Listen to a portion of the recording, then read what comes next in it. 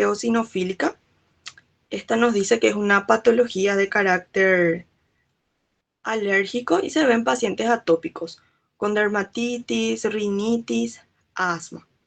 Bueno, y acá en la macro vemos lo mismo, vemos un esófago que presenta áreas rojizas, eritematosas, porque como les dije recién, la mucosa del esófago tiene que tener un color rosado salmonado, pero aquí vemos estas áreas rojizas, eritematosas.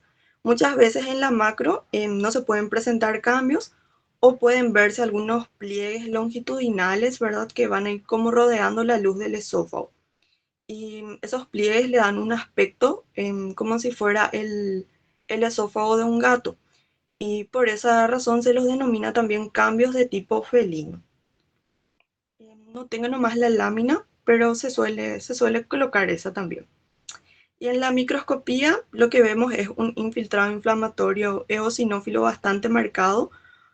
Por lo general los eosinófilos se distribuyen en todo el espesor del epitelio y también podemos encontrar otros cambios comunes como la hiperplasia de células basales y la papilomatosis. Acá el diagnóstico en realidad lo hacen la presencia de los eosinófilos ocupando todo el espesor del epitelio. ¿Sí?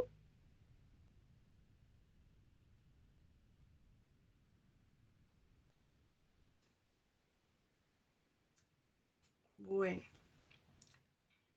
pasamos entonces a la esofagitis candidiásica. En esta macroscopía lo que observamos es una mucosa bastante eritematosa con áreas blanquecinas y se observan algunas úlceras. Al contacto estas lesiones se pueden desprender, es decir, son friables. Y en la micro lo que vemos, esta es una coloración de paz y vemos una descamación del epitelio escamoso y en medio de esas células epiteliales descamadas encontramos estas hifas alargadas que corresponden a cándida, ¿verdad? Esto es muy frecuente de encontrar en pacientes inmunocomprometidos, pero no es exclusivo, es decir, podemos ver en pacientes diabéticos, los encamados de larga data, pacientes con VIH, pero también se puede encontrar en un paciente con candidiasis oral. Entonces aquí el diagnóstico le hace la presencia de estas hifas.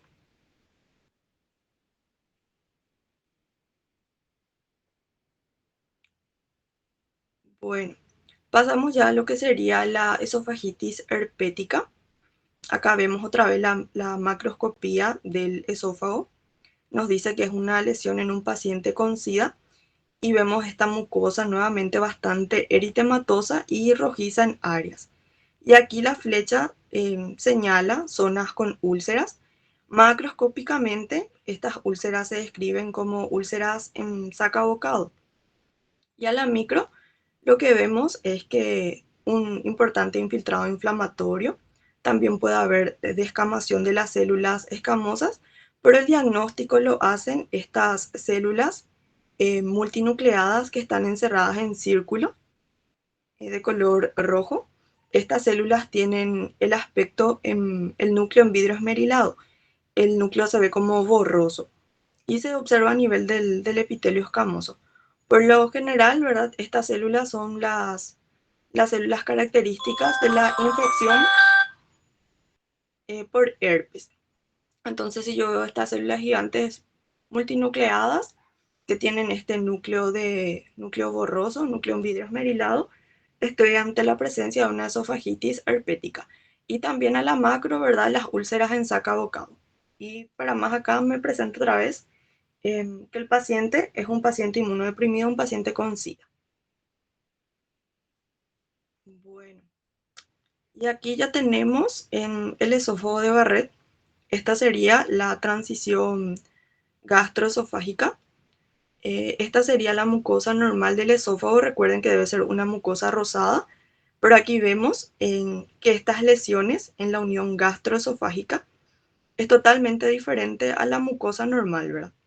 Vemos que tienen este aspecto que son como unas lengüetas que se van extendiendo desde la unión gastroesofágica.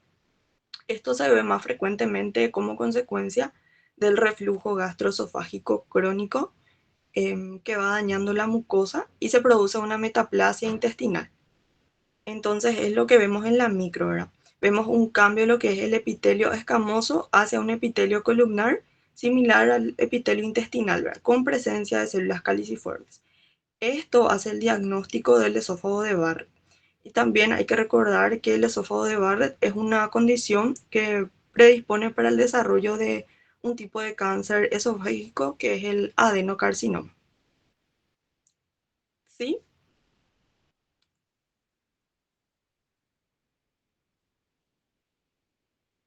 Sí,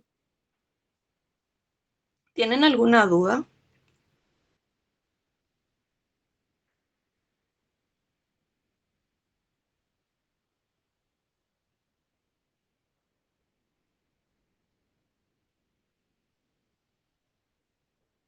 bueno, si no tienen ninguna duda, entonces vamos a continuar con la parte de cáncer.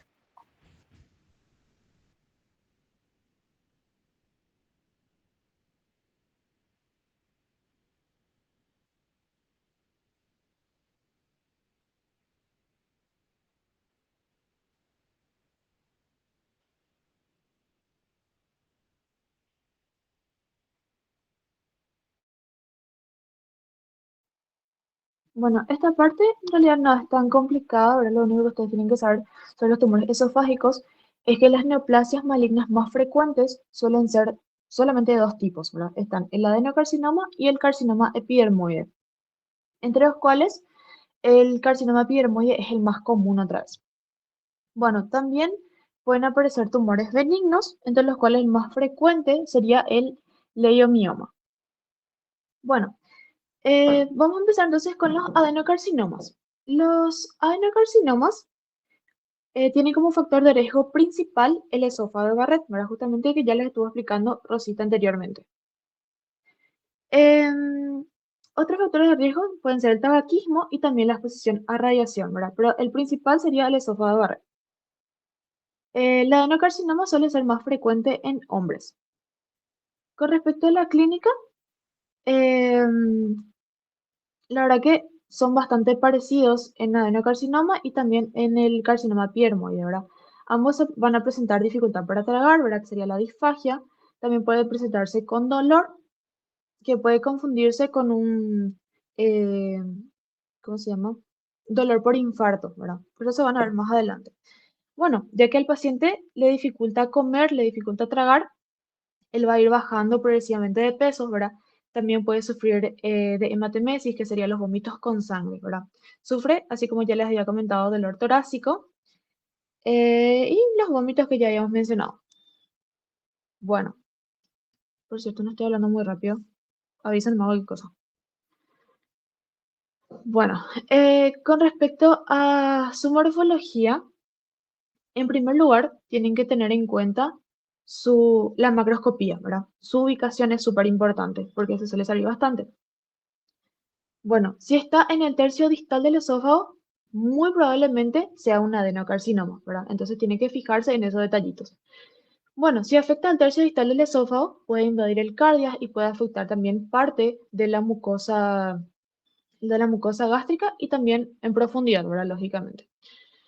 Bueno, a la microscopía, y también realmente se puede diferenciar un poquito a la macro, se asocia a esófago de Barrett, ¿verdad?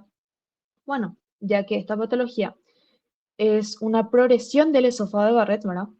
Entonces es frecuente justamente que se encuentren signos de inflamación justamente alrededor de la lesión, a la microscopía y también a la macroscopía, ¿verdad?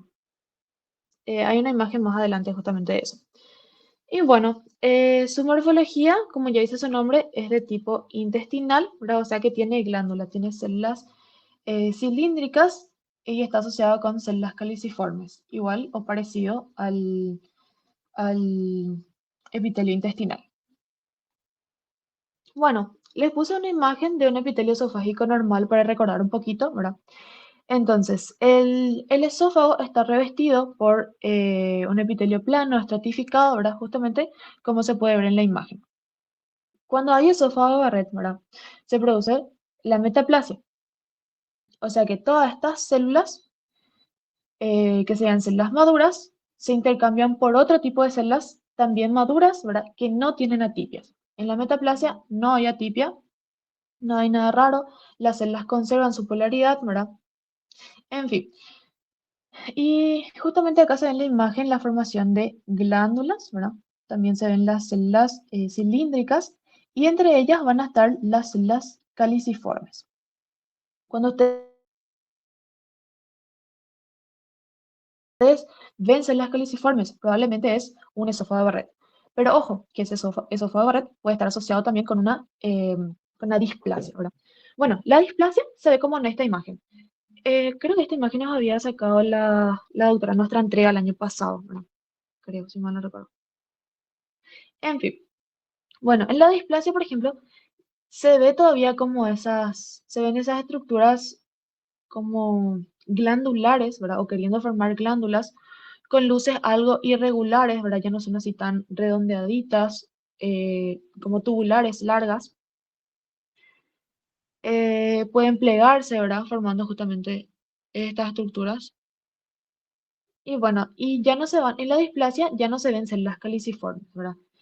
Si ustedes ven una imagen donde se ven células caliciformes, pero también se ven estructuras tubulares parecidas a estas, entonces probablemente sea un esófago de Barrett con displasia, ¿verdad? Para que tengan en cuenta. Bueno, entonces ya sabemos diferenciar una metaplasia de una displasia. Para diferenciar displasia de un adenocarcinoma, ¿verdad? Justamente también se ve en la formación de glándulas. Sin embargo, parece que esas glándulas se juntan todo, ¿verdad? Se juntan todo y tienen una disposición back to back, se dice, ¿verdad? O sea que el epitelio de esta glándula va a estar como en contacto directo con el epitelio de esta glándula, ¿verdad? No va a haber un tejido conjuntivo que les separe, ¿verdad? Entonces ustedes ven estas características y probablemente se trate de un adenocarcinoma, ¿verdad? Además, también se ven que las células están bastante atípicas, las células ya no conservan su polaridad y también se ven núcleos hipercromáticos, ¿verdad? Con ese color lila intenso. Bueno, esta es otra imagen también de un adenocarcinoma, ¿verdad? Justamente se ve mejor, es mucho mejor la atipia de las células, ¿verdad? Se ven los núcleos medio raros. De por ahí también pueden ver mitosis, ¿verdad? Como esta de acá, ¿verdad? Y ven que las células están bastante desordenadas, ya no conservan su polaridad, no hay tanta separación entre las glándulas, ¿verdad? Ya no hay esa presencia de tejido conjuntivo abundante como debería ser. Bueno, y esta imagen nos había sacado la doctora en nuestra entrega el año pasado. ¿Qué me puede decir qué es? Si es metaplasia, si es displasia o si es un adenocarcinoma. Adenocarcinoma, perdón. Metaplasia. Ujú, exactamente. Justamente en esta imagen todavía se pueden ver la formación de estas glándulas, ¿verdad? Vamos a decirle como que regulares, ¿verdad? Y hay presencia de células caliciformes, ¿verdad? Entonces eso nos indica que esto probablemente corresponde a una metaplasia, ¿verdad? Bueno, y acá les puse, ¿verdad? Esófago de Barrett, donde aún se distinguen las células caliciformes. Bueno, ese sería un ejemplo de macroscopía de adenocarcinoma, ¿verdad? Justamente esto correspondería al tercio distal del esófago, donde se ve esta formación exofítica, ¿verdad? Que está afectando ya parte eh, ¿cómo se llama? De la parte del estómago, ¿verdad? La mucosa gástrica. Y justamente esta zona, ¿verdad? Ya no es exofítica, ya no corresponde al tumor, ¿verdad? Sin embargo, está como rojita, ¿verdad? Entonces, eso correspondería a un esófago de Barrett, ¿verdad? Sería una inflamación del, del epitelio del esófago. Y esta parte correspondería al epitelio normal del esófago. Ahora ven como la capa mucosa tiene una coloración medio blanquita, medio grisácea. Bueno, entonces, si le sale una imagen más o menos parecida a esta, ¿verdad? Con afectación del tercio distal, entonces probablemente sea un adenocarcinoma. Diana, hace rato ahora mostraste una imagen de metaplasia, creo, y adenocarcinoma. Y ¿Cuál? ese que decía back to back por ahí. Esta.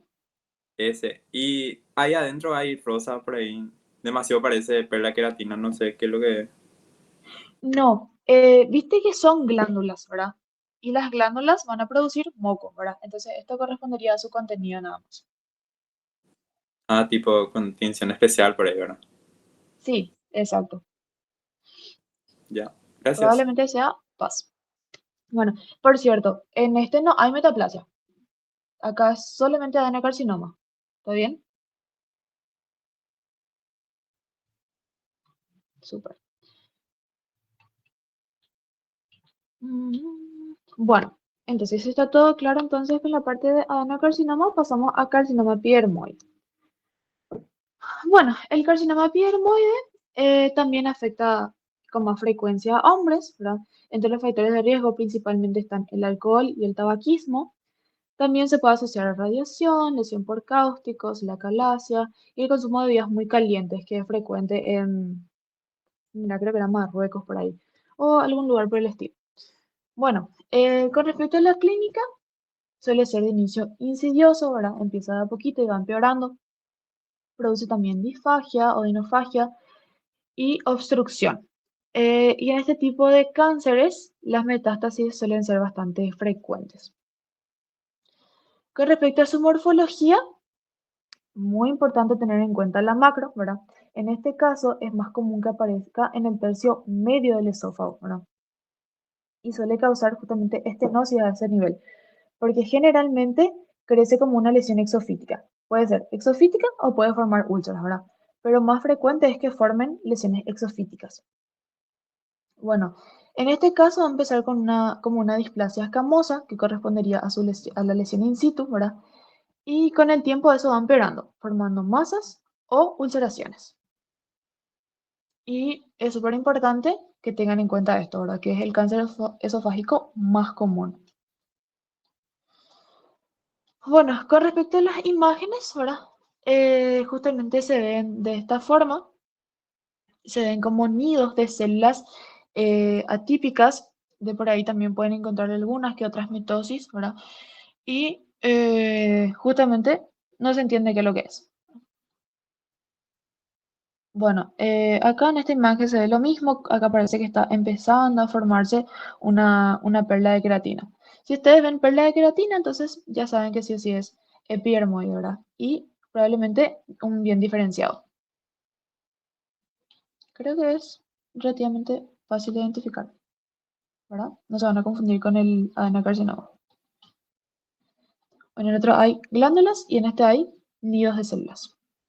Bueno, acá también se ve otra imagen, ¿verdad? Y acá sí se ve la perla de queratina ya formada, ¿verdad? Y se ven estos nidos de células, justamente. Lo que nos hace sospechar de un carcinoma epidermoide. Bueno, con respecto a la macroscopía, traten de mirar bien la imagen, ¿verdad? Cuando la doctora presente, ella suele cambiar y suele ser bastante paciente, creo. Bueno, por lo menos con nosotros era así, ¿verdad? Entonces traten de ver bien dónde es que está ubicada la lesión, ¿verdad? Esta fue la imagen que nos sacó a nosotros. Como que no hay tanto, como que no está tan lejos, parece, de la mucosa gástrica, ¿verdad? Sin embargo, ya hace diferencia esta pequeña distancia, digamos. Y en el examen puede confundir. Entonces, cuando vean una imagen así, parecida a esta, tengan en cuenta que al extraer el órgano del cuerpo, ¿verdad? Se puede como achicharrar por ahí. No sé cómo decir. No se me ocurre otra palabra, perdón. En fin, eso se estira nomás, ¿verdad?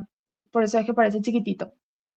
En realidad, esto ya correspondería al tercio medio del esófago, ¿verdad? Y esto correspondería a una lesión ulcerativa, ¿verdad? Y esto ya correspondería a una lesión exofítica, ¿verdad? Y ven como la mucosa está relativamente intacta, ¿verdad? Entonces no hay indicios de ningún esófago de Barrett. Entonces está en el tercio medio, no está asociado a esófago de Barrett, por lo tanto decimos que probablemente corresponde a un, ¿cómo se llama? Carcinoma epidermoide. Y así, hasta ahí, terminamos. ¿Tiene alguna duda? ¿Algo que no quedó claro?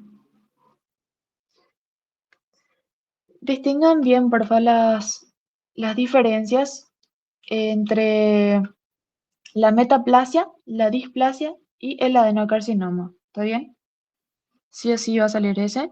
Y también apréndanse bien la parte de la macro. ¿Cuál está en el tercio distal y cuál está en el tercio medio? Y eso sería todo. Gracias, Cortita la Diana. clase. Gracias. Gracias, Diana.